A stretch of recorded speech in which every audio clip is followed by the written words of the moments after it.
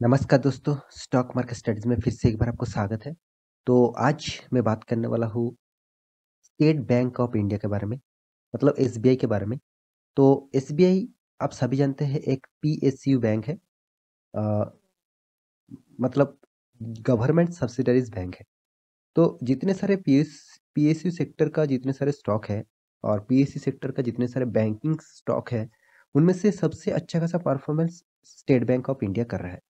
तो इसी कंपनी के आज बारे में बात करूँगा क्योंकि कंपनी का कुछ परफॉर्मेंस भी अच्छा खासा दिखाने वाला हूँ, साथ ही साथ एक अच्छा खासा न्यूज़ भी यहाँ पे आ चुके हैं, उसी के बारे में भी बताऊँगा, तो वीडियो को पूरा देखना। और अभी तक आपने मेरे चैनल को सब्सक्राइब नहीं किया तो ज़रूर सब्सक्राइब कर लेना।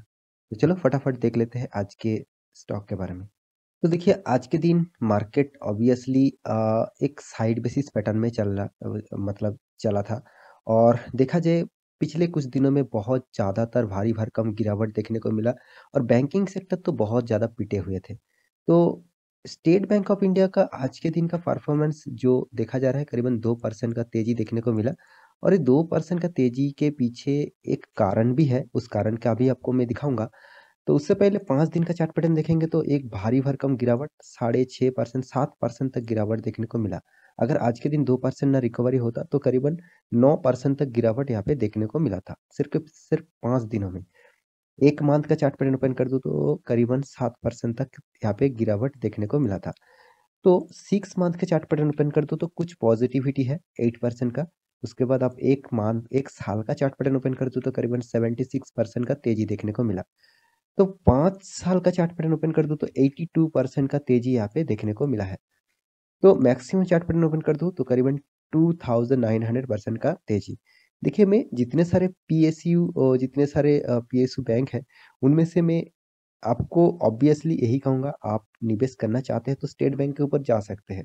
देखिए ये मेरा कोई डायरेक्ट रिकमेंडेशन नहीं है, मैं आपको कुछ डेटा दिखाऊँगा, उससे आपको पता चलेगा हाँ, स्टेट बैंक में कुछ पोटेंशियल है। तो स्टेट बैंक ऑफ इंडिया का परफॉर्मेंस जो है वो टोटली अप 10 में है, मगर आप एक चीज यहाँ पे डिटेल्स में देखिए, यहाँ पे देखिए बहुत ज़्यादा वोलेटिलिटी है। तो इस तरीके से आपको पैनिक सिचुएशन में आपका शेयर लॉन्ग टर्म के लिए रखना चाहते हैं तो ही आप निवेश करिए, नहीं तो आप इस तरीके से गिरावट में देखिए बहुत बार गिरावट यहाँ से मैं यहाँ तक दिखाऊं तो करीबन 51% तक गिरावट, और इस टॉप लेवल से तो मैं इस डाउनफॉल तक दिखाऊं तो करीबन 53% का गिरावट। उसके बाद फिर से देखिए यहाँ पे भी 2015 में भी यहाँ पे करीबन 40-50% का गिरावट था। और कोरोना के सिचुएशन में भी देखिए आप करीबन करीबन 56% से 58% तक गिरावट हुआ। तो इस तरीके से गिरावट में आप पैनिक पैनिक ना होकर अगर स्टॉक में निवेश करके रखेंगे तो obviously state bank of India आपको अच्छा खासा फायदा देंगे, क्योंकि स्टेट बैंक ऑफ इंडिया का परफॉर्मेंस बहुत अच्छा खासा है। इसका परफॉर्मेंस देखा जाए तो बहुत शानदार परफॉर्मेंस है। तो उसी के बारे में यहाँ पे बात करूंगा। तो सबसे पहले कौन सा बहुत ब्रेकिंग न्यूज है उसी के बारे में देख लेता हूँ, उसके बाद सारी जानकारी आपको क्लियर कर दूंगा। तो यहाँ पे मैं न्यूज़ के ऊपर आ चुका हूँ। ये न्यूज़ ऑब्वियसली पिछले दिनों में आया था, तो इस न्यूज़ के ऊपर मुझे आपको ऑब्वियसली कुछ जानकारी देना है, तो इसीलिए वीडियो सामने लेके आया हूँ। देखिए हमेशा न्यूज़ के इम्पैक्ट आपको देखना चाहिए, कोई भी न्यूज़ आता था मतलब आते हैं तो उस न्यूज़ का फ्यूचर ओरिएंटेड है कि नहीं, उस न्यूज़ में आपका कितना फ़ायदा होगा फ्यूचर में, उसको आपको देखना होगा। तो यहाँ पे आप देख सकते हैं एसबीआई मतलब state bank of India pick up minority stake in JSW cement. आप जेएसडब्ल्यू स्टील कंपनी को तो जानते ही है, उसी का एक सेक्टर है जेएसडब्ल्यू सीमेंट, उसी को यहाँ पे करीबन करीबन 100 करोड़ का शेयर यहाँ पे खरीदारी की है। 100 करोड़ यहाँ पे इन्वेस्ट किया है, स्टेक ने पिक किया है स्टेट बैंक ने। तो ये जो न्यूज़ है ऑब्वियसली मुझे लगता है पॉजिटिविटी है, क्योंकि देखिए कोई भी कंपनी, मान के चलिए आपका एक बिजनेस है और आप अपने दोस्तों का भी एक बिजनेस है, आप अपना आपका दोस्तों का बिजनेस का भी हिस्सेदारी खरीदना चाहते हैं, तो आज आपके पास ज़्यादा पैसा है तो इसीलिए तो खरीदारी कर रहे हैं। आपका बिजनेस अच्छा खासा चल रहा है और अपना दोस्तों का बिजनेस भी अच्छा खासा चल रहा है, इसको आप जान चुके हैं। और आप जान चुके हैं कि उस कंपनी का पैसा, अगर उस कंपनी में बिजनेस में पैसा लगा दूँ तो मुझे भी वहाँ से अच्छा खासा प्रॉफिट मिलेगा। तो इसीलिए वहाँ पे निवेश किया करीबन 100 करोड़ का यहाँ पे टोटल निवेश किया। देखिए 100 करोड़ बहुत बड़ा अमाउंट बैंकिंग के लिए नहीं होता, फिर भी देखिए 100 करोड़ जितने सारे निवेशक हैं उसके लिए, मतलब रिटेल निवेशक है उसके लिए बहुत ज़्यादा अमाउंट होते हैं। तो इसके आपको फोकस होना चाहिए। देखिए कोई भी छोटा-मोटा निवेश करे, कोई बड़ा निवेश भी करे, सबके लिए आपको एक ही चीज़ देखना होता है कि कंपनी निवेश कर रहा है, किसमें निवेश कर रहा है, वो कंपनी किस तरीके से है। ऑब्वियसली जीएसडब्ल्यू स्टील अच्छा खासा कंपनी है, उसी का सीमेंट कंपनी के ऊपर निवेश किया जा रहा है। आप देख सकते हैं state bank of India SBI has acquired a minority stake JSW JSW cement limited, बस स्टील नहीं है, जीएसडब्ल्यू का ग्रुप का सीमेंट कंपनी, ठीक है। तो यहाँ पे देखिए investment 1000 crore the cement company said on Tuesday. Cement company ने खुद कहा है कि स्टेट बैंक ने 100 करोड़ का टोटल इन्वेस्ट किया है इस जेएसडब्ल्यू सीमेंट में।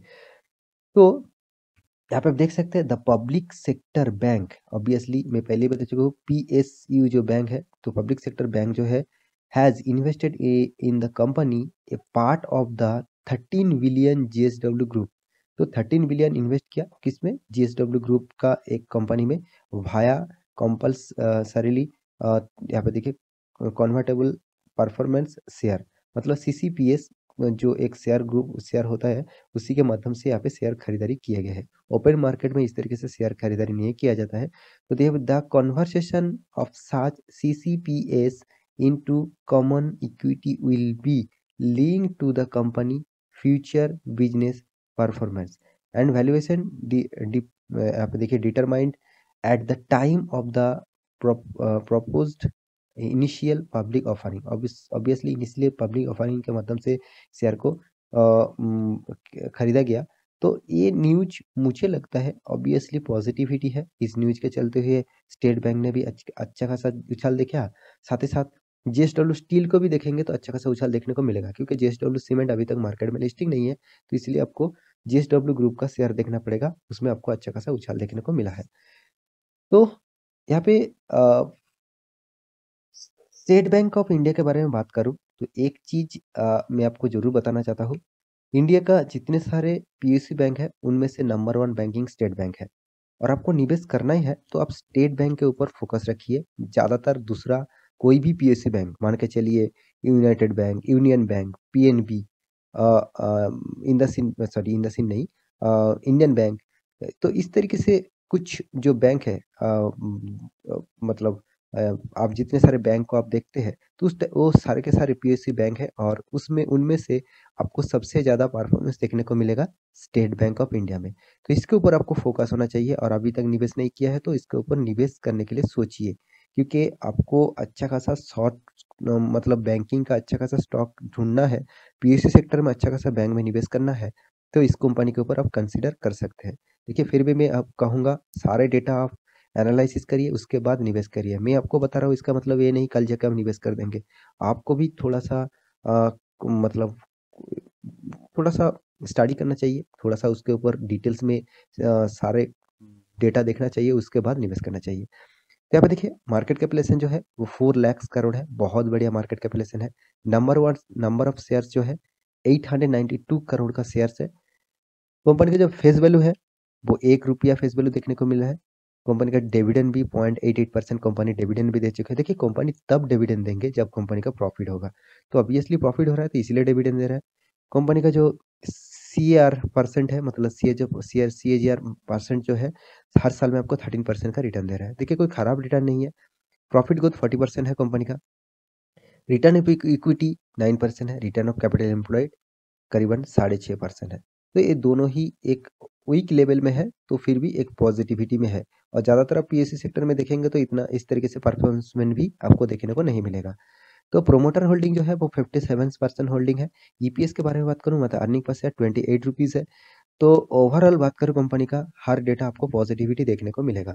कंपनी जितने सारे आप देखिए पीएसयू सेक्टर का जितने सारे बैंक्स है, bank of Baroda, PNB, Indian overseas bank, Canada bank और यूनियन बैंक, अब सारे के सारे बैंक का प्राइस रेंज एक बार चेकआउट कर लेना, इतना लो लेवल में चल रहा है। इसका कारण क्या है? क्योंकि कारण है कंपनी उतना अच्छा खासा परफॉर्मेंस नहीं कर रहा है, तो इसीलिए इसका इफेक्ट यहाँ पे देखने को मिला। स्टेट बैंक इंडिया एक अकेला ही बैंक है जो पीएससी सेक्टर में सबसे अच्छा खासा परफॉर्मेंस कर रहा है, तो इसके ऊपर आपको फोकस होना चाहिए, इसीलिए मैं आपको हमेशा बता के आ रहा हूँ। तो कंपनी का जो रिटर्न ऑफ इक्विटी मैं पहले ही बता चुका हूँ, return of capital employed RO, return of interest वो भी आपको देखना चाहिए, पॉजिटिविटी में है। और यहाँ पे देखिए कंपनी का नैब जो है वो भी यहाँ पे पॉजिटिविटी पे है। तो कंपनी का जो शेयर होल्डिंग पैटर्न है उसके बारे में बात करूँ तो प्रोमोटर के पास 57% होल्डिंग है, डीएस के पास 24%, एफएस के पास 10%, पब्लिक के पास 7.51%। देखिए जब डीएस और एफएस अच्छा खासा माल उठा कर रखा है पीएसयू सेक्टर में, तो सोच लेना उस कंपनी में कुछ ना कुछ तो पोटेंशियल है। तो इसीलिए इंस्टीट्यूशन, इन्वेस्टर, बड़ा दिग्गज इन्वेस्टर और इंस्टीट्यूशन इसमें माल खरीद रहा है। देखिए इंस्टीट्यूशन के पास बहुत सारा पैसा होता है, क्योंकि वो पैसा ले ज़्यादातर मार्केट से पैसा उठाकर ही यहाँ पे डालकर पैसा कमाता है। तो उनका फ़ोकस हमेशा रहता है किस स्टॉक में निवेश करके पैसा ज़्यादा मिले। तो वो छोटा-मोटा खराब स्टॉक में ज़रूर निवेश करते हैं, मगर उतना ज़्यादा निवेश नहीं करते। और पब्लिक क्या करते हैं, खराब स्टॉक में ज़्यादा पैसा डाल देते हैं और अच्छा खासा स्टॉक में कम पैसे डालते हैं। पता नहीं कि किस तरीके से उसको रिटर्न मिलेगा और किस तरीके से उसका पैसा बनेगा। तो कंपनी का यहाँ पे नेट प्रॉफ़िट के बारे में बात करूँ तो हर साल में आपको अच्छा खासा एक प्रॉफ़िट देखने को मिलेगा।